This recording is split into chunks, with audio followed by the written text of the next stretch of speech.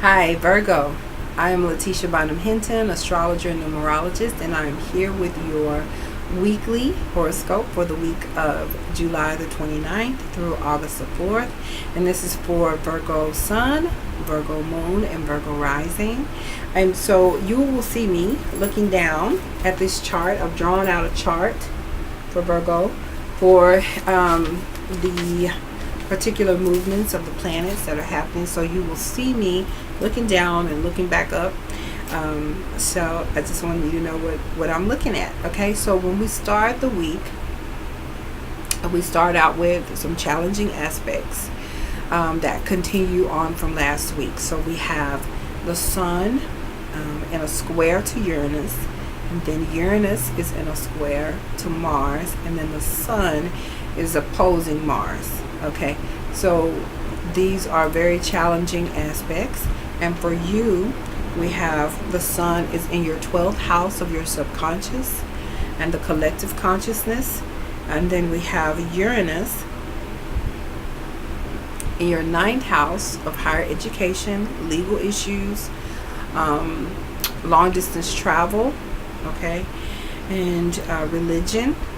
And then we have Mars in your 6th house of your daily activity. Okay, so for you, what this energy, what the universe is bringing in for you, is an opportunity for you to review your daily work, how you feel about what you are doing daily, okay, and then asking yourself, does it suit what you feel and the deepest parts of you that you should be doing? Okay, that's the opposition between the Sun and Mars. Okay, so in your daily activity, there may be people who are causing you to have some anger and frustration. Okay, but with that, it's affecting you. It's perhaps affecting fears that you've had.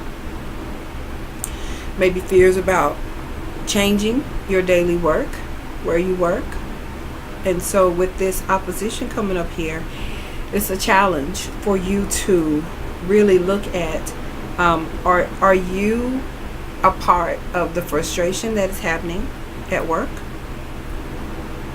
What part do you play? Because when we have an opposition, then the opposition is oftentimes a mirror to who we are. There's another person involved, but it's a mirror oftentimes to who we are. So it's an opportunity for you to ask, what is the part that I'm playing in the frustration that is going on in my daily activities? Okay, this could be daily activities at home, but daily activities at work. It could also be issues with health, okay, coming up here. This could also be showing that you're going in possibly for a surgery, all right? And maybe there is some fear about it because Mars rules surgery. He rules knives and sharp things. The 6th house rules health. So there may be a surgery and you may have some fear about it, okay? So this is what may be coming in here, okay? But there's no need to fear. The universe is with you. The angels are with you, okay? No need to fear. All is well. All right. Okay. And then so with Uranus, it's all about quick change. So if there has been a legal issue that's been going on, Uranus is here bringing in a frustration with Mars and with the Sun in your subconscious. Perhaps you're being driven to learn some higher information. Okay. Maybe you are being driven to learn more about spirituality so you won't have fear regarding daily work or surgery or health issues. Perhaps that is the change that Uranus is bringing in for you. Okay, so this is just something, that's just one thing that could represent coming in. Uranus, another example is that Uranus in this challenging aspect with Mars could bring about a change to your daily activity because you've gone back for higher education. So that changed everything that you were once doing. Now you're doing something completely different, but it was because you were frustrated with the way that your daily life was going. So you decided to go back to school and get a higher education so that you could be free. Uranus is about freedom, free to do what it is that you want to do. Okay, so this is a way that this could play out. And then with the frustration between Uranus and your subconscious, the sun, you know, this could be Uranus freeing you up in how you think of yourself in the world and how you think of others in the world, how you think of the collective. Maybe you come to a realization that we are all one when you used to feel that we were all separate. Okay, so these are just some examples of how this can play out. All right. So then on Monday we have Jupiter trine Neptune. Now trine is a really good aspect. So we have Jupiter in Scorpio and Neptune in Pisces. So for you, Scorpio is in your third house of communication. Okay, and then Neptune is in your seventh house of partnership. So for you, this is a beautiful opportunity for you to communicate with your partner, be it a business partner or be it your romantic partner. This is a beautiful time for you to communicate, talk about love, talk about what works, and have a great time together. Okay, it's also a good time for you to have good communication with your siblings, and maybe even your partner. Maybe your siblings could be a business partner, and maybe this is a great time for you to talk about that. Siblings, cousins, neighbors who are close to you, you know, close relation. This is a great time to talk about maybe partnering to accomplish something. Okay. Then we have the moon will be in Pisces in your seventh house of partnership, and the sun will be in an inconjunct place with Leo. An inconjunction is a challenging aspect where the two planets don't really communicate well. So this is the 12th house where the sun is, and then the 7th house of partnership. So there could be a feeling. The moon represents our feelings and our emotions. There could be a feeling that comes up that you are not understood. There could be a fear that comes up from the past, maybe from childhood, something that happened in childhood, maybe not even something that someone says, but just a fear that could come up, and it makes you feel uncomfortable, maybe about your partnerships. It makes you wonder, are you really safe? Are you really safe in the partnership? You know, the sun in your subconscious mind can highlight and trigger fears and bring them up to the forefront. Okay, so that is something that could possibly happen. And then on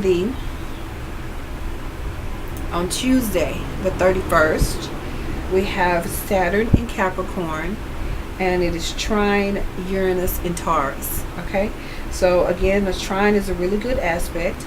So Saturn in Capricorn for you is in your 5th house of creativity and children and business, entrepreneurship, starting a new business. Okay, so you have Saturn there, and then you have Uranus in Taurus, and Uranus is in your 9th house. Okay, so we have your house of creativity and your house of education, and the change that we talked about earlier that could be coming in with Uranus, bringing up a sudden change, and perhaps you going back for higher education or a legal issue.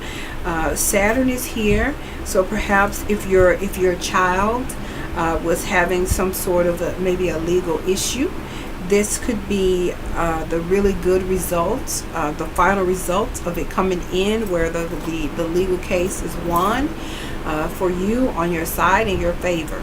Okay, so that's a quick type of change that could come in here. If you have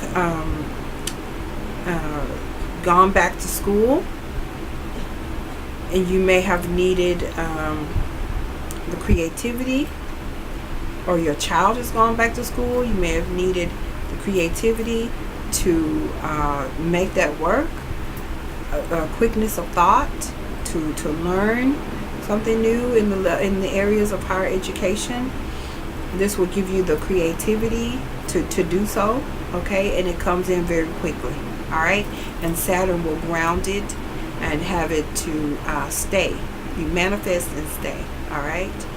Okay, and then we have an opposition on the same day. This is on Tuesday, July 31st. We have an opposition between Venus and Virgo, and the moon in Pisces. Okay, so Venus, of course, is in your sign right now, and when we talked about it before, Venus being in your sign causes people to really be drawn to you and really kind to you. And when you look in the mirror, you just look extra beautiful, because Venus is the goddess of beauty, and she is in your sign and causing you to feel really, really good about yourself. Okay, but then there's an opposition to the moon happening in your 7th house of partnership. So, you know, there could be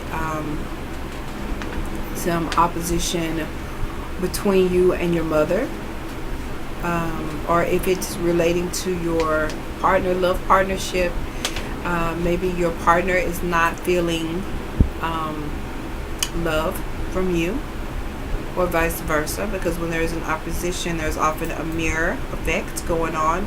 So your partner could be in a place where they're not feeling really loved by you, and you may not be feeling the love from them, may not be feeling safe, may not be feeling comfortable perhaps in the relationship, which gives you an opportunity to bring it to the table and talk about it and hash it out and work it out. Okay, then on Wednesday, August the 1st, we have Mercury in Leo in conjunction, a challenging aspect, with Pluto in Capricorn. So for you, this is in your 12th house, and then Capricorn is in your 5th house. Okay, so here we go with Mercury is in retrograde. So Mercury is about communication. 5th house is about children, and the business that you start, and elementary education. Okay, so with the 5th house being in conjunction with Mercury, the planet of communication, in your 12th house, there may be some fears that you have regarding your children, and this is Pluto. So with this in conjunction to Pluto, you may feel that your words are not being heard by your child, that there is a power struggle, that maybe you are losing control and authority over your child, and there's a fear that may be associated with that. Also, if you have started a business, if you don't have children, or maybe this is about your business that you've started, you may have a fear that your words are not being effective as you're trying to communicate your business, your creativity. Maybe you feel that you don't have the creativity to be able to market it the way that you would like. Okay, so this is something that could show up here for you, Virgo. So with this, again, Mercury is retrograde right now. So when Mercury is retrograde, you know, the planet, it looks like it's traveling backwards. And Mercury is your ruling planet. So with that, it would bring up some challenges for you. And of course, Mercury has been retrograde from July the 26th, and he will remain retrograde through August the 18th. Okay, so during this time, during the month of August, and we're just talking about the first week of August, the first few days, during this time, you really want to take your time in communication, especially because you are ruled by Mercury. Take your time, make sure that you are crossing all of your T's and dotting all of your I's and going slow with what you want to communicate, okay? So that it can be more effective, all right? So this is something that you can do, something that would be very helpful to you, especially as Mercury is your ruling planet and is in retrograde right now, okay? So then we have on the 2nd, August 2nd, Thursday, August 2nd, we have the moon in conjunction with moon is in Aries, Jupiter is in Scorpio, and they are in conjunction. Okay, so Aries for you is in the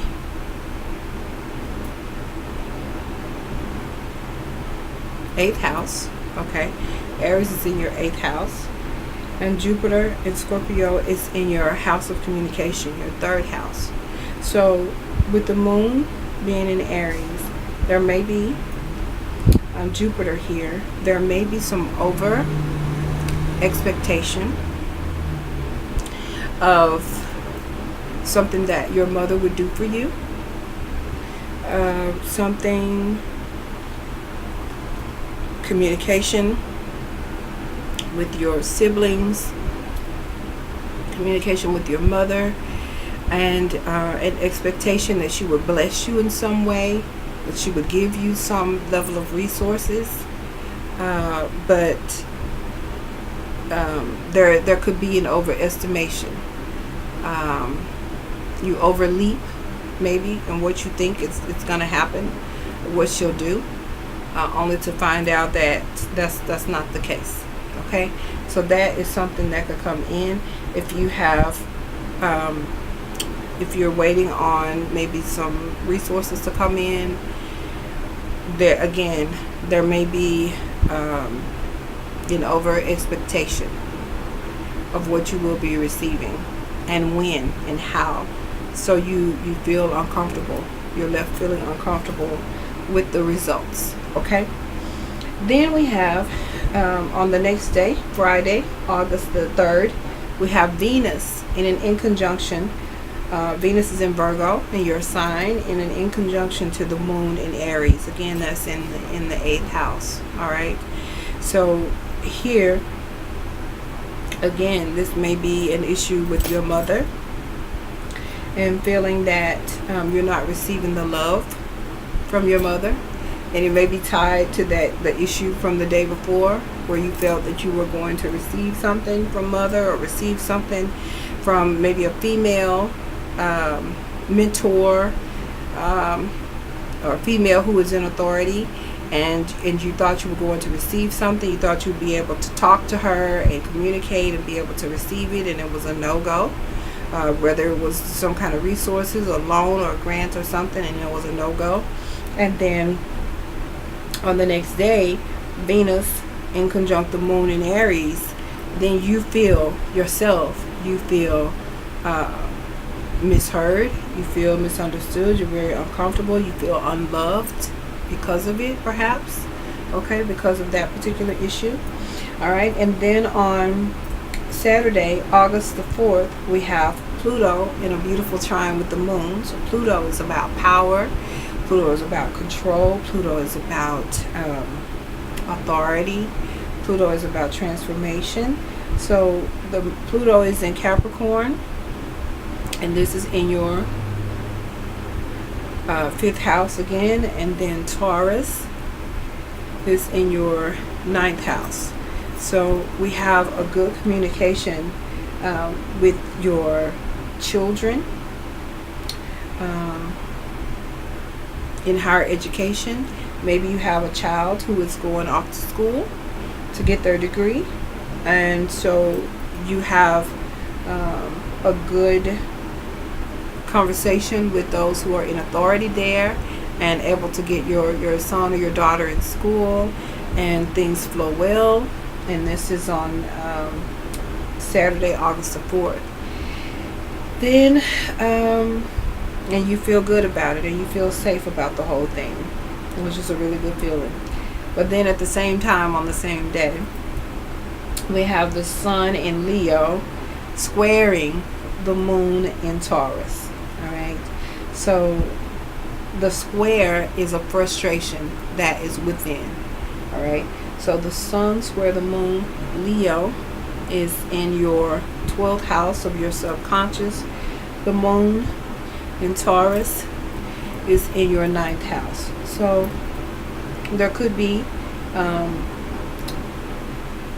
the sun illuminating some fears that you have.